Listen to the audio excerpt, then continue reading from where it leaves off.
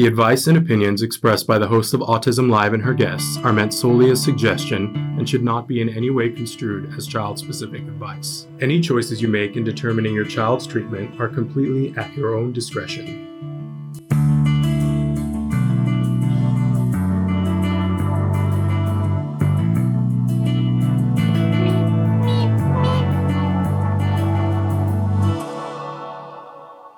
Good morning and welcome to Autism Live. Oh my gosh, we got a great show for you today and a great guest.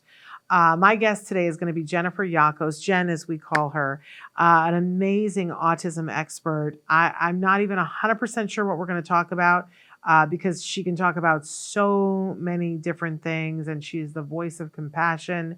So I'm so excited to welcome her back to the show. So that's going to be coming up a little bit later on in the hour. Believe me, you're going to feel like, oh my gosh, where has this woman been in my life? And I'm so grateful to have her in my life. But before that, let me just welcome all of you. We're winding our way through this amazing month, April, autism awareness, autism action, autism appreciation, and autism. Did I say action? I've lost myself in my A words. There's a lot of A words this month, April, autism, just to start. But it's been such a privilege during this month to share with you so many amazing guests, so many amazing experts. And I got to tell you, we're only scratching the surface. We could only fit that many people in. So don't forget that today we have Jen Yakos. Tomorrow, for the first time ever on our show, we have Abby and Christine Romeo. They are the mom and daughter featured on Autism on the Spectrum US. I promised that I would tell people that they are currently casting for the next season. If you know somebody who is interested in being a part of that cast, you can send the request my way and I will forward it on because it's such a wonderful opportunity to date and show the world your stuff and potentially find love. I know Abby did, and we're going to talk with her tomorrow about some of her favorite topics, about David, about mermaids and hats. She makes amazing hats, you guys, that you'll want to know about, and we'll talk with her mom too. Her mom's a really incredible person that I didn't know that I knew from way back in the day. More on that later. But then on Monday, we're back for the last 2 days of this amazing month. Don't worry, we got May coming and there's good stuff coming in May. But on Monday, we'll have Vince Redmond, who is a licensed marriage and family therapist. Vince has been a regular on Autism Live from the beginning, but he hasn't been with us for a long time. And he's going to join us to talk about some of the emotional impacts and ways of dealing as a caregiver, as a parent, with some of the really more taxing things that happen that aren't things that everybody always thinks when an autism parent talks about the stress that they're under, that's because of the individual on the spectrum. It's not. It's having to, find the fortitude to be the best possible ally to fight with insurance and, services and blah, blah, blah, blah, blah, and school, all those things. That's the tough part because we never want to let our kids down. That's the emotional part. And Vince is going to talk with us about all that.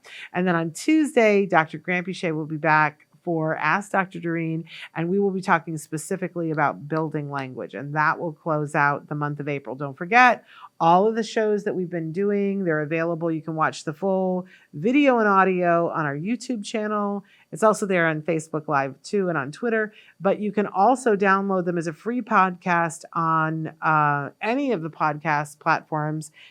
We encourage you to do that. Don't forget that when you get the podcast, you're getting the audio only version so that you can take it with you, and that there will be advertisers on there. That's what makes it a free download for you. If you find that you're listening and you're like, I just really want to have it ad free, we do have that mode for you. You pay a small fee. I believe it's $5 a month on glow.fm/autismlive.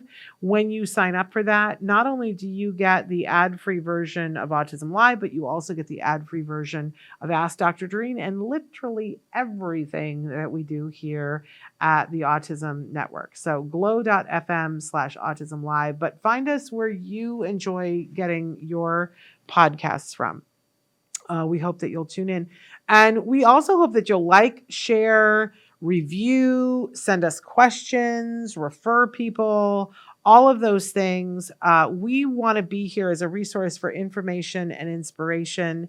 And the more people that you tell about us, then the more people can find us, and then we get to do more shows, and it just feeds upon itself. So we hope you'll be a part of that. That's a wonderful thing that you can do for us. So we are going to get to my guest in just a few minutes, but we always like to share the jargon of the day. This is when we take on one word, one phrase, one acronym. We try to figure out what in the hey nani nani are those experts talking about? Why did they bother making this jargon term? And what does this have to do with my life and how I want my life to go, right? I believe that for the first time in 14 years, we are doing the jargon term today. And I must say, I'm doing it being dragged with, kicking feet, because it's one of those terms that I was like, how often is this going to come up with a parent? I really don't like to waste your time with terms that I don't think that are going to be of use to you. But I actually think more and more people are using this term. And I was like, you know what? I'm going to do it.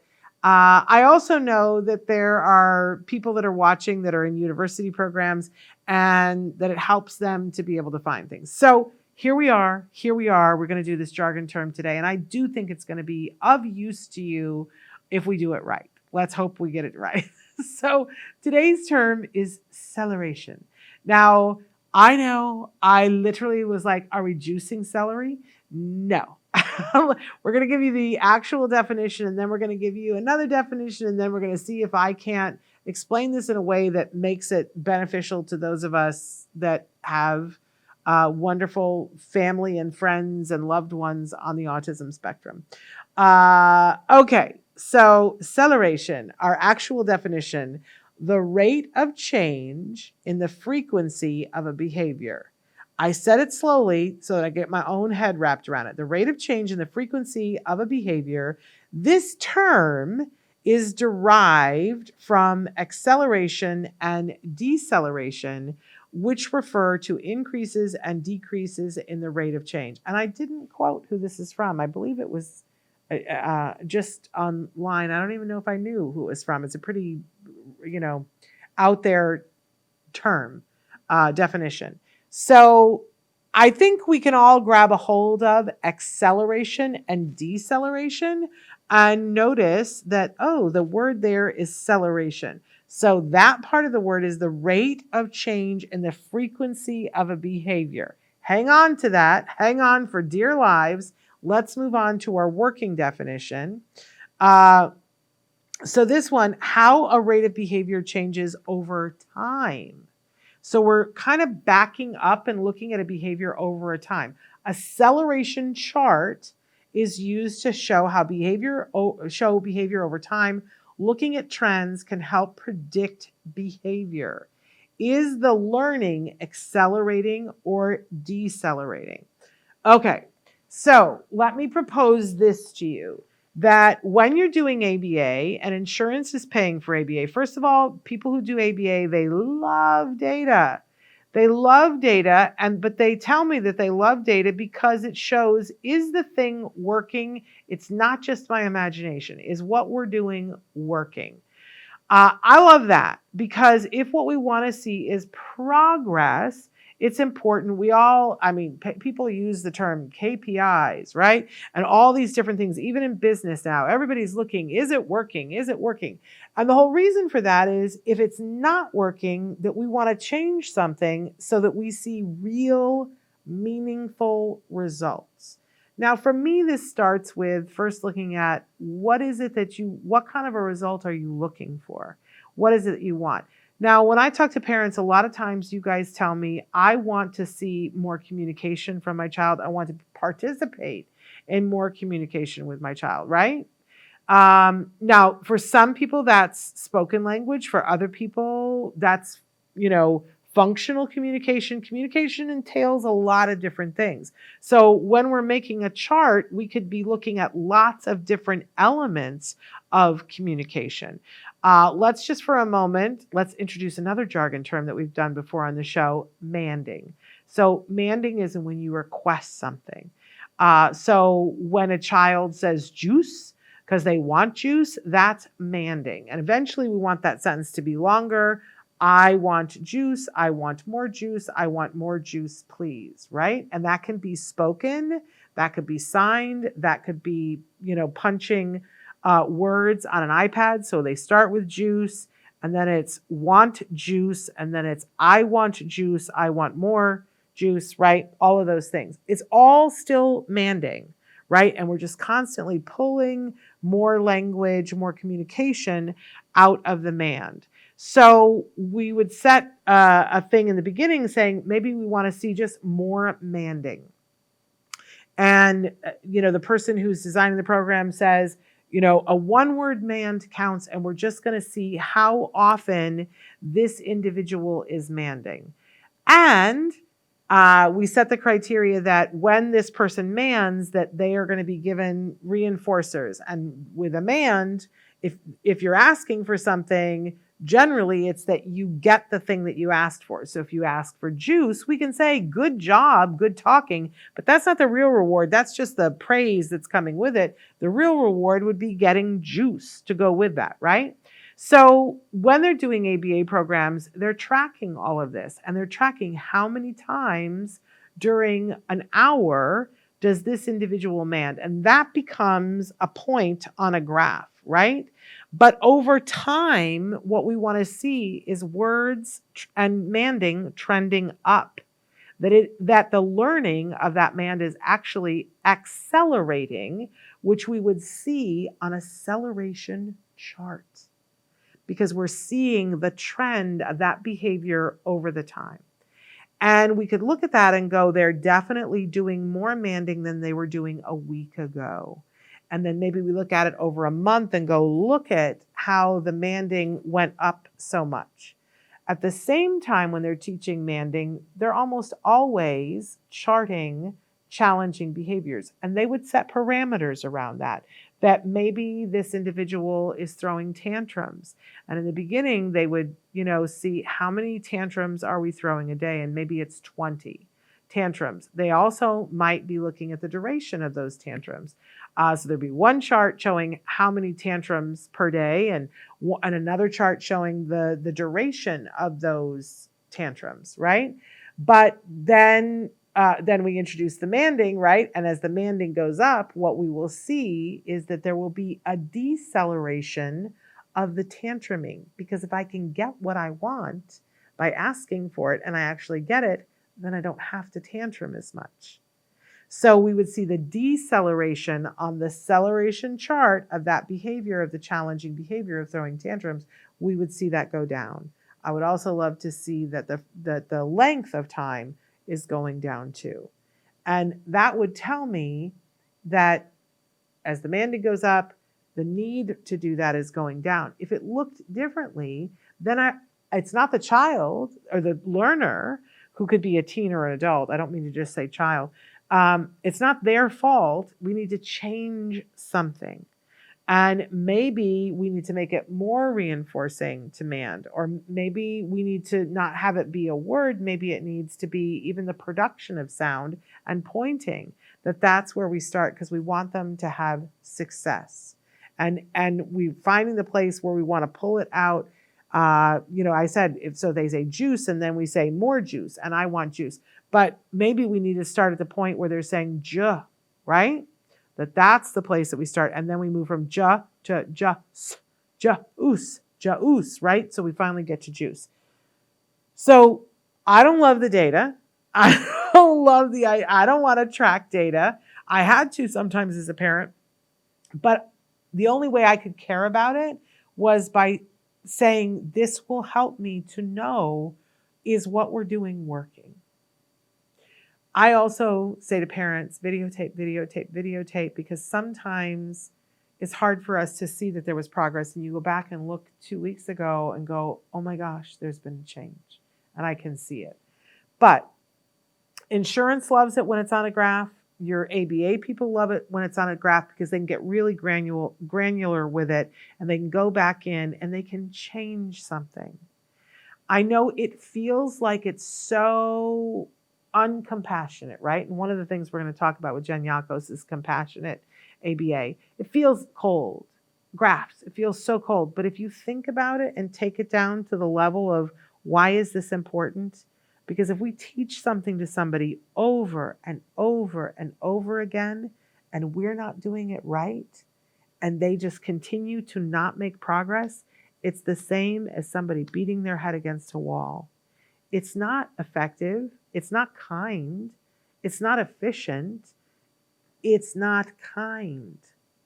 So the kind thing to do is notice, and I remember as a teacher, we teach something and then we would assess, did it work? Right? Okay, they didn't learn that. So now I got to go back and teach again. That is the kind thing to do. Not go, well, they didn't learn it. I guess they were lazy. Oh, that's not a teacher. Teacher says, I'm going to teach this to you. So I'm going to see, are you getting it? Okay, you didn't get it this time. Let me try it a different way. It's never the student's fault. And it's not the teacher's fault, but the teacher has to notice, is it working? Celeration, looking at celeration on a celeration chart shows you, is it working? Are we trending up? Or in some cases, are we trending down? Because that's what we want to see. But if we're flatlined or we're not going the right direction, we have to change a variable and help this individual to be able to learn this skill that we think is important for them. So celeration, when you hear it, don't freak out. I have come to think of it as celebration because it's going to show us if the progress is there, or if something's stopping us from getting to the celebration, we can change it. And then it will show up on the celebration chart, and then we will celebrate. Hopefully that makes sense for you guys. I can't believe it wasn't that bad. I hope you can see why this term is kind of important. All right. We got an amazing guest for you. We're going to pause for these messages, and then we're going to be back with Jen Yakos. Don't go anywhere.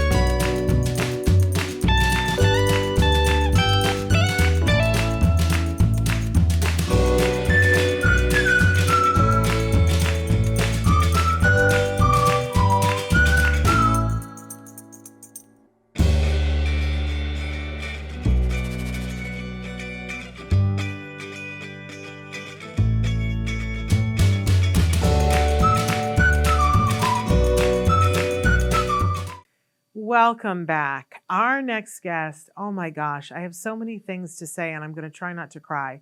She is a wonderful human being, and I hope that at some point you get to meet her, but I'm going to guess that at some point in your life, if you've been watching Autism Live, you've been touched by some of the work that she has done. She's been a great teacher to so many of us. She's a wonderful mom and a clinician, and is good at so many things that it's hard to pin down one thing that she's good. Like, we had so many things that we could talk about during this hour. We're going to talk about as many of them as we can fit in. But she's just brilliant. And if you ever have the opportunity to be in the room with her when she is interacting with one of our kiddos or teens or adults on the autism spectrum, it's sparkly. It's just, you just know you're in the presence of greatness. I have to say, I don't know that I've ever met anybody who is as patient and kind and loving and as good of a teacher as Jennifer Yakos is. So let's welcome her. We're going to talk. This is Jen Yakos, an amazing BCBA, an amazing teacher, somebody who trains a lot of people. And I consider myself in some ways one of those people because I've always benefited greatly from the kinds of things that you do, Jen. So I don't think that I say it enough, but you're amazing. And I'm so grateful to know you. Shannon, that was lovely. I'm weepy. But how Well, long? the feeling is mutual, 100%. It is That's Mutual so sweet. Admiration Society here There we today. go. But I don't deserve it. The other day when we were doing our live show and we were telling Dr. Granpichet that you were going to be on, she was like, "Oh my gosh, she knows so much," and said, we were trying to figure out how many years you've been working at CARD. How many years have you been at CARD, and how many years have you been in this field? Well, I've been with CARD for 29 years, well, almost 29 years. And yeah, that's pretty much when I started in the field. I started in the field as a senior in college, and then I started my work with CARD pretty much right away after I graduated. So, and maybe it's worthwhile for people to realize the breadth of what you've done, to talk about some of the different things that you've done at CARD, because back then we called them therapists, but now we call them BTs. So you started out at that sort of entry level. Why? yes. What was it about this field that you said, okay, I want to get into this? I immediately was touched with the hope that it provides for our patients, our clients, and their families. And I just, I obviously fell in love with the families and the children, but I also just fell in love with ABA because I had never experienced that type of, I don't know, it's just that the tremendous power that it gave us to impact lives, and seeing how effective it was, even in just teaching the smallest skills to a learner. I just immediately was kind of taken aback by how effective it is and was, and the impact that we could have to help children and their families. So it was immediately, I kind of knew within the first couple of days that this is what I've been called to do. So I know that sounds a little corny, but not at all. Yeah, I knew right away. And I fell in love with the kids and the families. They were just incredible, inspiring. And I knew that's who I wanted to work with. And I wanted to help as much as I could. But, I was also in it for selfish reasons because I enjoy just being around them so much. And, the families and the kids, they're just so inspiring. So I'm going to try not to cry through this whole interview, Jen, but I don't know if you know how soothing and inspirational and hopeful that makes those of us who have kids on the spectrum, because I try to say this to people who work with our kids all the time. We've been made to feel by other parents, by other professionals, sometimes other family members, like our kids are an inconvenience at best. And, somebody told me that my child was a monster. And clearly he wasn't, and he's not, and all those things, but it drags you down as a parent. And to hear that someone as lovely as you got excited and feels selfish about getting to work with our kids, you can't know how much that means to those of us who have kids. Well, it's absolutely true. I think, I get such joy, and we just have so much fun, working together. And truly, like especially, working as a therapist or a BT at the very beginning, I made really close relationships with the families. And I was just so taken aback by the love and the sacrifice and the hard work and the dedication. And again, the hope that so many families have for their child, and the hope that ABA brings. And so sort of being a part of that and celebrating the big victories and the big moments, but also the small victories. I still remember when one of my very first clients that I worked with said his first word in front of mom, and mom was just in tears. And, and so it's those moments that I kind of feel very selfish that, I want to be a part of that. I want to be a part of that growth. And really the kids and the individuals are just so amazing, so smart, so resilient, so brave. So yeah, I get just as much out of it, if not more. Well, on than I behalf think of all of us, the families please, do. on behalf of all of us, please be as selfish as possible because it leads to so many wonderful things. That's why I said, watching you be with one of our kiddos, whether it's a little kid, a teen, or an adult, it's sparkly. It's special. You know Thank you're in you. the presence of something really amazing. So you started out as a BT, and I want to keep saying that because sometimes Yeah. families say, oh, well, they put a brand new BT on our case. And I'm like, sometimes those BTs grow up to be Jen Yakos. It's amazing how that happens. Yeah, no. I started out as a BT and I And worked then what? so I worked strictly as a BT for a couple of years, and then I sort of became a senior level BT. And then I started to do some training. So I would train the new behavior technicians that came on, and then I moved into supervision. So then I started actually doing sort of case consultation, case management here in San Diego. And then also I started to do what we used to call workshops, which is where I would go and I would work with families in different parts of the states and even abroad a little bit, and do training and set up their ABA program. And then I would go back every couple of months. We would do updates over the phone. This is before Zoom or anything. Yeah. And we would be sending, files back and forth in the mail. And so I did a lot of that type of supervision locally and then remote. And then I did office clinical management. So I worked and I managed one of our California offices for several years.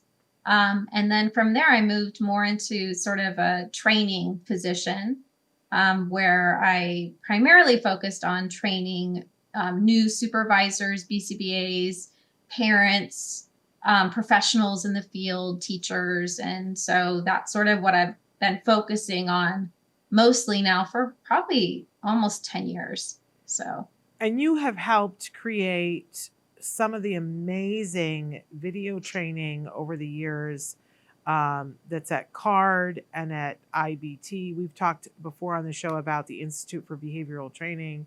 I mean, you made incredible things happen in a very short period of time that people are still using, which I just can't thank you enough. And then I remember very particularly, there were 2 times, well, maybe 3 times that our paths got to cross and I got to play a little bit in your sandbox for 10 seconds. And one was when I first came to start what we eventually called Autism-live, because it was this thing that was sort of morphing around and doing stuff. And I was asked to do videos with autism experts about different topics. And we sat down in a room with a camera and you for one day. And I just sat there and listened to you. And it was like my face fell off. Because we have a totally different memory of that because I just remember anxiety and being terrified. And I would, it's not, so yeah, funny. but it was fun. I'd like to travel back in time and you probably, part of the anxiety was that I wasn't giving you enough feedback because I was just like that the whole time. Because we were interviewing a lot of great experts. I don't want to in any way denigrate the other experts that we were doing. They just didn't have the facility that you had to sit in front of the camera and talk and get it done. Like you were the one take wonder that I would just throw questions at you and you would answer them. And the guy who was filming, he's like, yeah, we got it. And I was like, all right, moving on to the next thing, where that one take with anybody else would have taken all morning. Wow, that's very kind of you. Well, no, that's the truth. And the things that you were saying, because sometimes with some of the other experts who shall remain nameless, but who are brilliant, but sometimes I was having to go back and say, okay, but how would you explain that to a parent? Whereas you explained it and my mind was going the whole time. I was getting things that I'd never gotten before. So that was truly, truly wonderful. And then occasionally I've gotten to take part in videos with you, which has been lovely and delightful. But then the next time that I really got a new appreciation of how amazing you are was when COVID hit. Mm. And I was doing a thing with CARD where once a month, and I'm doing it again, where once a month there was a parent educational meeting where we would talk about different things. But during COVID, when in the first couple of weeks, the centers were all closed and people were figuring things out and the families needed something right then. And so I was asked, could the PTA be live every day at 5:00? And for months, we were live every day at 5:00, and you were a regular, and you were the regular that people asked for more than anybody else, because you kept coming in and having, okay, I remember one talk, you were like, okay, here are 14 things you can teach at home. And people were taking notes like their life depended upon it. It was a lifeline that you gave all of us. And I was so impressed with you. And I kept feeling guilty because I kept asking if you would come back like on a regular basis. And you had a lot of everybody was overtaxed during that period of time. People were working 80-hour weeks. And I kept saying, can you come back and talk about this? And you were like, yep.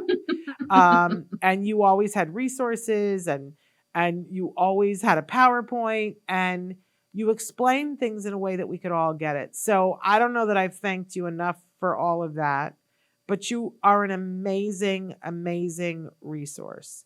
Well, so thank you, Shannon. So I asked you to come on, but it was, we both kind of went back and forth about the 1,000,018 things that we could talk about. But it's like there's almost too many things to talk about. So where should we start?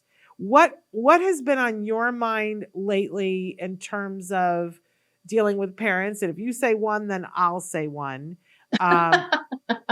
Because, this is a hard road for parents. Oh, absolutely. 100%. It is really the uphill hike that it is. Yes, absolutely. Yeah. And so again, I, as a clinician, one of the things that I always really impress or hope to impress upon families that I'm working with is honesty and communication. I am here to hear it all and to be whatever support I can be, and hopefully the best support possible. But we don't get to that level of support and really being able to help you and your child, and unless we have that willingness to be honest and to communicate. And so now, as I'm training new BCBAs or BCBAs that are currently working with families, we spent a lot of time talking about compassionate care. We spent a lot of time talking about meeting caregivers where they are and trying to make sure that the caregiver always understands that they are the focus, that they are the ones that are setting the agenda and setting the priorities. And then we need to take our cues from the caregiver and design what we're going to do and how we're going to help them around that. Because, we can come in with the most grandiose plans and ideas. But if it's not practical for a parent to use at home, if it's not meeting the needs that they want or need to have met, then it doesn't matter. It just doesn't matter what we do. So really trying to help caregivers and BCBAs establish really open lines of communication where it is all about, it's a safe space. It's a place where, we can be honest with each other. And if what I'm offering you or if what I'm suggesting isn't going to help or isn't going to be what you're looking for the caregiver to feel comfortable and secure and have the ability to just say, I really think that's not a fit for my family, or that's not really what we're dealing with. Because if I don't have that level of understanding, then we're just spinning our wheels. So I really try to encourage BCBAs to, go in and try to help caregivers feel comfortable and confident expressing where they really are and that, hey, we're here to help you. And so I don't want a caregiver to ever feel intimidated or feel that they have to just sit and sort of let the expert come in, because that's not the way it's going to work. So really focusing on that compassionate care and establishing those open lines of communication, I think, is really the foundation for everything. I love that. Maybe we could talk a little bit more about, because compassionate care is a hot button topic right now. And I think people interpret it to mean lots of different things. So maybe talk with us about what compassionate care looks like to you. So compassionate care really, I think, applies to caregivers, in our relationship with caregivers, and realizing that, a caregiver and their child, they're the experts in their circumstance and in how effective things are for them. And so the measure of really good treatment is not necessarily what the data shows, but how much is this actually helping the family? How much is this actually helping the child, the individual, the teenager, and their family in real life? And so compassionate care really shifts that focus to the caregiver and the child and their needs. We're talking about trying to utilize strategies to embrace the family's needs and to be supportive, to do our best to get to know them, get to know their personal circumstances, use maybe, layman friendly language, help them be involved in the decision making, help them to feel part of the treatment, trying to use center priorities around things that are important to them. And really do our best to sort of actively listen to the needs of our families and to demonstrate compassion in our interactions with them. So I know there's a lot of people that kind of talk about compassionate care and assent, which I think are two very different things. But compassionate care just means to me that we're seeing the families and the people as human beings and as individuals who, have thoughts and feelings and emotions and beliefs about their treatment and need to be seen and heard and involved in a compassionate way. So I don't know if that makes any sense, but of course it that's just sort of what comes to the top of my mind.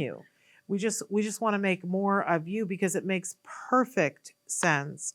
And I want to give just an example that comes to mind that I remember many, many years ago. A mom of a kiddo who was a teenager who was nonverbal.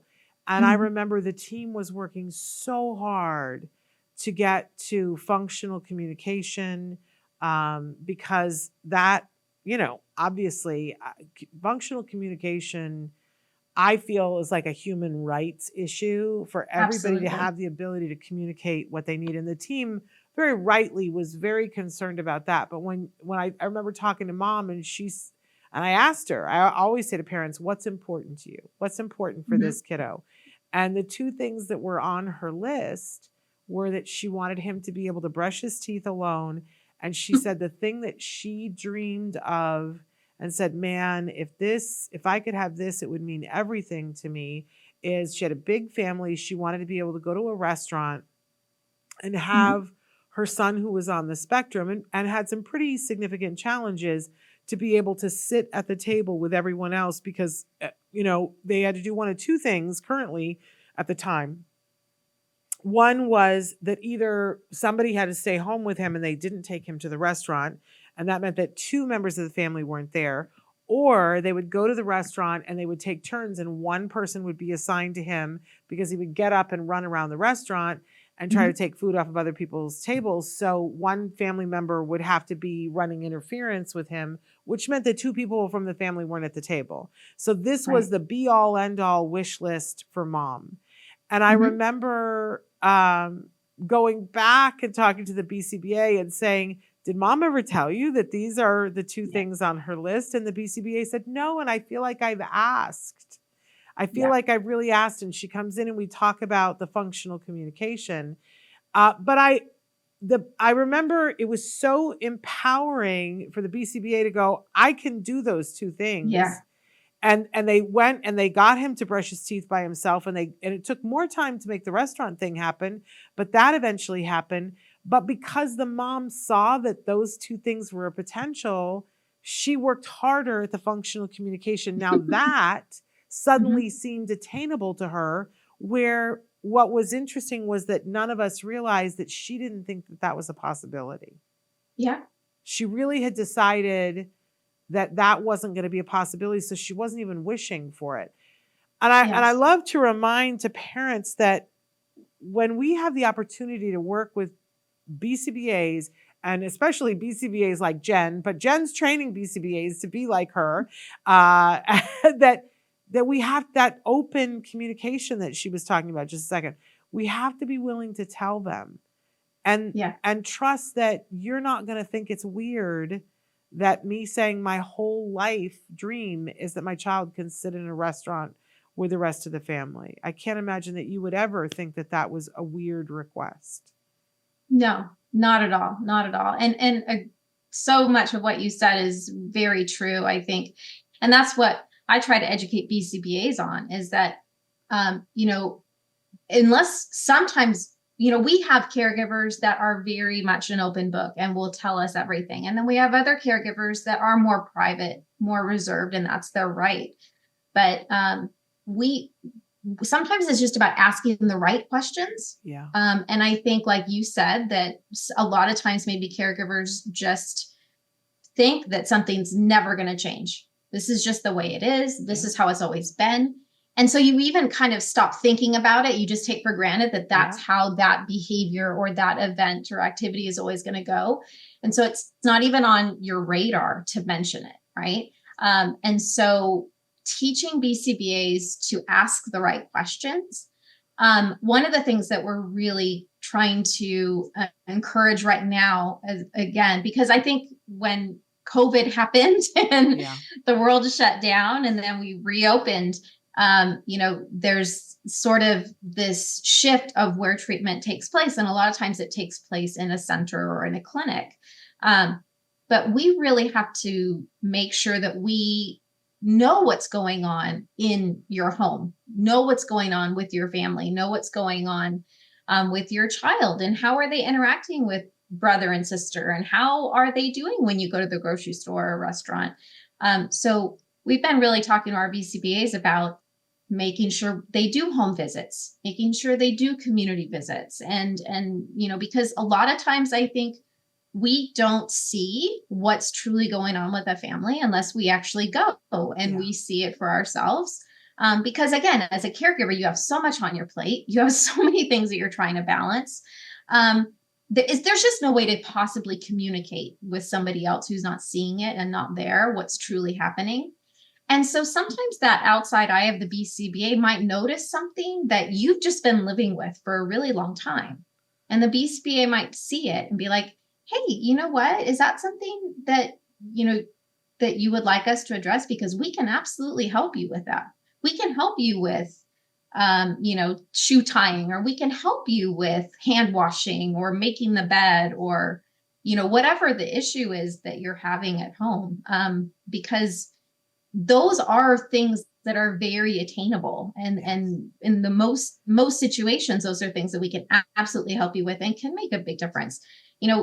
Every family has different priorities and values. And so we want to know, what are the things that are going to make the most impact for you? What are the things that, as a mom, are going to make your life easier in the day-to-day? Because that can then have this really amazing sort of ripple effect on all these other things that we can improve upon. So, one thing I do also want to say is, I know as a parent, it could be very scary and intimidating to have somebody come into your house, because I'm the one that's guilty of, if I'm, I'm always embarrassed about, my house isn't clean enough, or this is going on, or, and I absolutely can see how a lot of caregivers would feel that way. But, we are coming in to help and support, and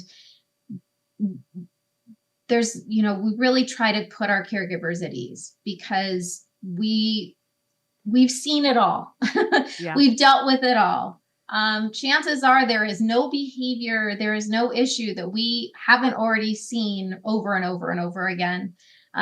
We're not there to judge. We already think that you're an amazing parent just because of the fact that you're here and you're present and you're involved. So, but that I think is a really important piece of what makes an ABA program really meaningful, is making sure not only what we're teaching in our treatment sessions are generalizing and actually happening at home, but also so we can figure out what other things that maybe we're not seeing, but that you're seeing on a regular basis, can we address and help you with? And that's going to make a big impact for your family. And it's so interesting because I'm on the other side now. My son completed his treatment, but I still have memories of things. And now I talk to parents and they'll say something and it comes right back up. And I was talking to a dad yesterday who said to me, he said, it's the weirdest thing. He said, I feel like I constantly have to explain, even to autism experts, that, keeping things the same is what's best for my child. And he said it once and then he said it again. And I said, oh, but hold up just a second. Because yes, we like consistency. Consistency is wonderful.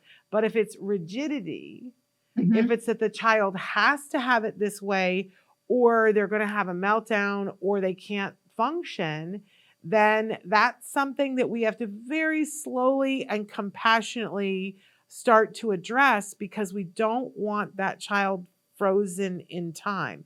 But I will tell you something, I didn't understand this as a parent. I can remember the day that we had gone on a community outing, and I really hope that you guys are utilizing this, where you go to places that you want to go with your child in life, and where you want to learn, how do I handle things, and your child learns how to handle things. And I remember exactly where we were. We were in Pasadena at the Pasadena Civic Theater, which is a big theater, and there was a big, like clown bazaar and everything. And my son had a helium balloon. And we were walking out, and the helium balloon started to slip. And I'm sure it looked, and we had a behavior technician with us, and you know who this person is. But my husband, if you had a camera on my husband and myself and my son in this moment that the balloon started to slip, you would be like, what is this behavior? Because we all were like, no, and made sure that the balloon didn't go away. And my son was all concerned about it. And like, we tied it to him and tied it to me. I think we even tied it to my husband. We were like, the balloon is not going anywhere. And our behavior technician who was with us said, is there a thing around helium balloons? And I said, oh my God, if that would have gotten away, we would have lost the rest of the day. He would have been hysterical. We can't allow that to happen. And he immediately said, well, that's something we should work on. And I was like, no, we're not going to work on that. Yeah. Are you crazy? Like, why would you want to deliberately traumatize him? And he was like, no, of course I don't want to deliberately traumatize him, but I'd like for him to be able to move forward in his life and understand that if a balloon gets away, it's not the end of the world. And I was like, you're going to get a bunch of balloons and let them go and make him do like, my head went to all of these places. Where I was like, that's going to be cruel. That's going to be mean. That's going to be whatever. And why would you work on it? Let's just make sure they never get away again. I will say that behavior technician said, how feasible is that? Look at the fear that you guys all just exhibited. Like, is this your best life? Is this your child's best life? Right. So we did, in a very slow and compassionate way, in the house, let go of balloons and had a bunch of balloons so that if one got away, because we had a very high ceiling in the house, if one got away, we had others to deal with. Right. And to the point where, obviously my son, doesn't even notice if there's a helium balloon, whereas before it would have been full on meltdown and I would have had a panic attack to go with it. Yeah. Absolutely. Because it's not about taking that joy of helium balloons away from him. It's about teaching him how to cope with real life when, unfortunately, the expected, or, thing is going to happen. And so,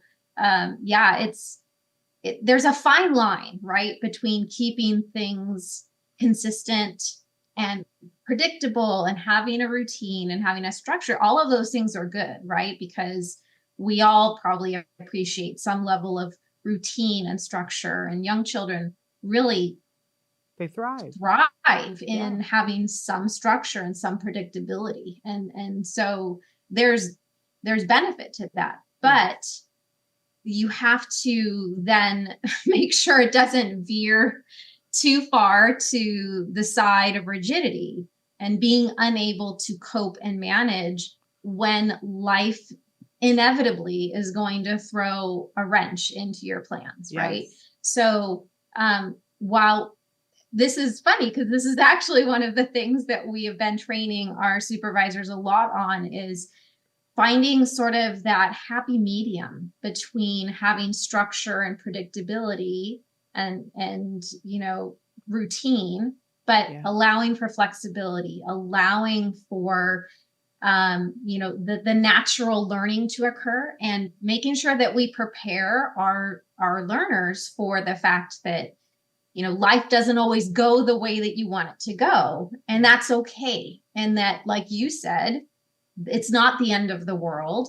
And so that's where we come in, and we teach lots of emotional coping strategies. We teach them to identify their emotions. We teach them to use their language so that they can express what they need and what they want, and they can have some level of control over the environment. A lot of times what we find with learners who sort of exhibit a lot of rigidity in their behavior and have a hard time coping with change is that the more we can give them control over appropriate things that they can control, right? We teach them the language and the ability to self-advocate so they can tell us what they want to do and what they don't want to do. And we honor that.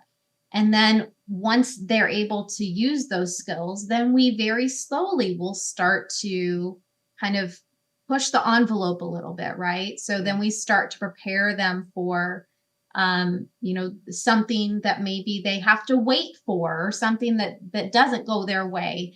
And that when that happens, here's all the things that you can do, and it's still going to be okay. And these are other things that are going to make you feel better. So there's a lot of work that we do with emotional regulation, coping strategies and calming strategies, teaching them that, the world isn't black and white, right? Like, just because you didn't get your absolute favorite snack doesn't mean that there's not 5 other things that you can enjoy as well, right? And so preparing our learners for the fact that life is not going to be always perfect and not always go along that very set structured routine, because it's life and we don't live in a vacuum, right? And so we want to help our learners and our families develop skills to cope with those changes when they happen, so that you don't have to live in that fear, so that you don't have to be sort of a prisoner to it, where you can do things outside of that routine because you have learned those skills that are going to allow you to cope and self-advocate and get your needs met. And so that is definitely something that it's very important to find the balance and prepare learners and families for, kind of living in the real world where things aren't always going to go as expected. One of the biggest questions that we get asked a lot is once parents have made the decision that they're going to do ABA, they ask a lot about how do you know you're getting good quality ABA? And over the years, I've started making a list of like hallmarks of when you know you're getting good ABA. But you just made me realize that one of the good hallmarks of ABA is what you do when the child is having emotions. Mm-hmm. And I know that sometimes in the beginning, it's very hard for parents. I remember one mom saying to me that my child was crying and that the behavior technician was talking to my child, but they didn't pick up my child and hug her and give her a lollipop and tell her it was going to be okay. And the mom felt that was very cold and very mean. Mm-hmm. And I said to her, I said, I want you to like go sometime and see the whole way that they deal with the emotion, because could you hear what the BT was saying to her? And she said, no. And I said, the BT was probably saying to her, I know you feel sad that didn't happen the way you wanted to. And it's okay to cry about it. And it's okay to feel this way about it. But what would you like to do next? And that at no point is somebody saying, stop crying. No. Right? Absolutely. That is not a part of ABA ever. And I know sometimes people misinterpret it and think that it's cold. But in fact, I mean, I don't know how you were raised, Jen, but my parents, who were doing their level best with what they had been trained to do, if you started to cry, it was get over it, suck it up, stop your bawling, don't be a baby. You were shamed. Right. And that did not help me. That now I look back and I go, I was upset about something, and I would love to have been allowed to feel my emotions, but not have it be that somebody coddled me during that emotion so that I went, oh, from now on, when I want my way, what I will do is sit here and cry.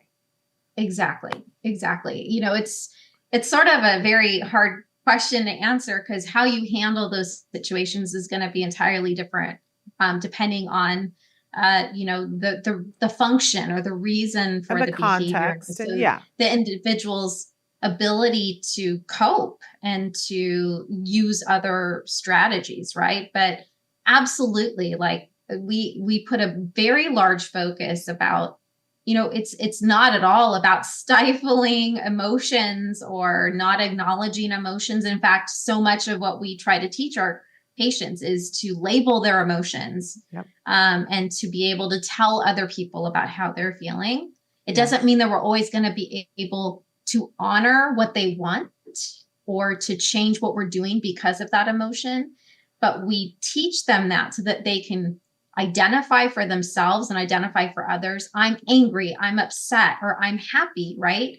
Because then that gives them power, and that gives them the ability to get their needs met in other ways. So, we spend a lot of time teaching, as I referred to earlier, skills such as emotional regulation. So teaching our patients, when you're upset or angry about something, let's look at things that you can do that help you get past that emotion, that can help you deal with your feelings in a more constructive or healthy way, right? So when I'm feeling upset, and I need to take a break and go for a walk outside, and that sort of resets me, then that's what we're going to teach them to identify and ask for. If they're, and we try to individualize it, because we know that what's calming or, soothing to one person is going to be completely different, for each person. So that has to be a huge piece for many of our learners, because they do struggle with emotional regulation and, dealing with those hard emotions. And so the last thing we want, a child or a learner to feel is that they can't express their emotions. That's not at all. We may, again, not be able to give them hugs and fix everything for them, because we don't want to reinforce those negative behaviors. But instead, we're teaching them, here's a better way for you to express your emotions. And here's a better way for you to get that comfort and get that calming in a way that's gonna, be more successful in the long run for you, and not dangerous, and not put yourself or other people sort of, in harm's way. You empower them. And I will say this, I've been able to see, what that looks like when it was taught to a 3-year-old who's now about to be 21. And he's so much better about coping with his emotions and telling me, when he's the one that at 11 said to my husband and I, when we came home after being out too long and not eating lunch and it was hot outside, he was like, we're all tired. We're all hungry. I think we should relax for a moment and eat something before somebody says something that they'll regret. At 11. And, you know what I mean? So it's a beautiful, amazing. It's a beautiful, and incredible. I was like, oh, that is what I'm feeling. I'm hungry and hot and tired and I'm crabby. And I couldn't have labeled that for myself, but he helped me to label that. So I think it's amazing what you guys do. Unbelievably, Jen, we're out of time. Like that flew by. But I want to welcome you to come back whenever you want, because that didn't even scratch the surface of what she could talk with us about, you guys. You're just a wonderful person. And I'm so grateful that what you know and what you do has had such an impact on my life and on so many other people's lives, Jen. You are amazing. Well, very much appreciated, Shannon, and can say the same thing about you 10 times over. So I would love to come back anytime. Okay. You just let me know. And we'll pick a topic firmly before we do it next time. Exactly. But this worked out well. I hope this was beneficial. I don't know. I just felt like we chit-chatted the whole time. It was beneficial, I think, to a lot of people. It was certainly beneficial to me. So you're amazing. Please don't wander too far. We'll have you back. All right. And please give your whole family a hug from me. Will do. All right. You take care. That was the wonderful and amazing and just beautiful and charming autism expert, Jennifer Yakos. And we're out of time, but I want to tell you guys about what's on tomorrow. We're getting close to the end of the month now here for April. So on tomorrow's show, for the first time ever, we are welcoming the Romeos, Abby and Christine, her mom. You guys know them from Love on the Spectrum US. Abby and her significant other, David, were a huge part of both season 1 and season 2 of US. She's the one who got to go, well, I don't want to spoiler alert, but you should have watched it by now. They go to Africa. And I think it's one of the most romantic things I've ever seen, and just loved it. And Abby is so much fun. We're going to talk with her about mermaids. We're going to talk to her about lions and lionesses and some of the hats that she is making. And we'll talk with her mom as well. So that will be super fun.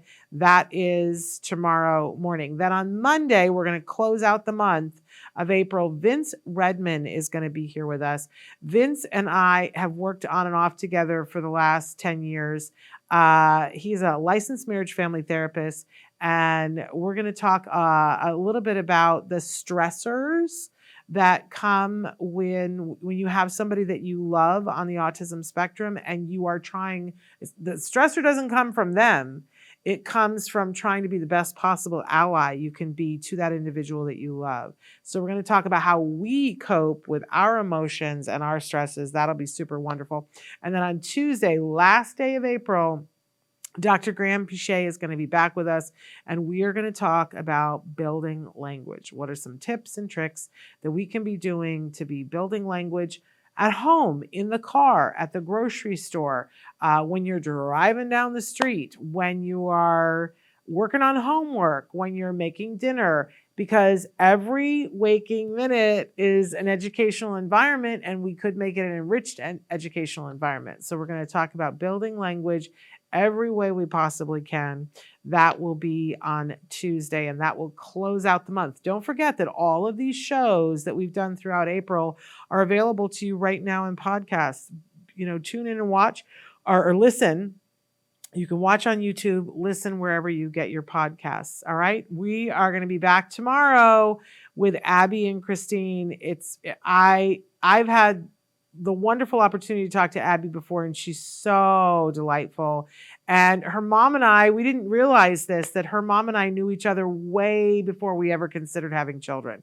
And ever before we realized that we were going to have kids on the spectrum. So that's a whole funny as well. How we reconnected over Abby being on Love on the Spectrum, so US. So tune in tomorrow. You'll hear the whole 411 about all of it and get a good laugh. Her mother is the reason why I do red carpets. That is the reason why I do red carpets. She was the very first person I ever, you'll want to hear why I once not assaulted, but stuck a microphone in her face and pretended that she was on a red carpet in the Denver airport. Now, have I piqued your interest? Yes, we're going to tell that story tomorrow.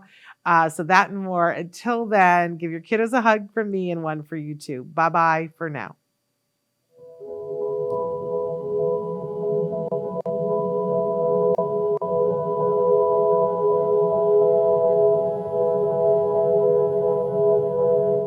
If you found anything helpful in this video, please give us a like. In fact, make sure that you smash that subscribe button on YouTube and give us a like on Facebook. You can also follow us on Twitter and on Instagram for important updates. And please download our free podcast wherever you get your podcasts. Thank you so much. See you next time.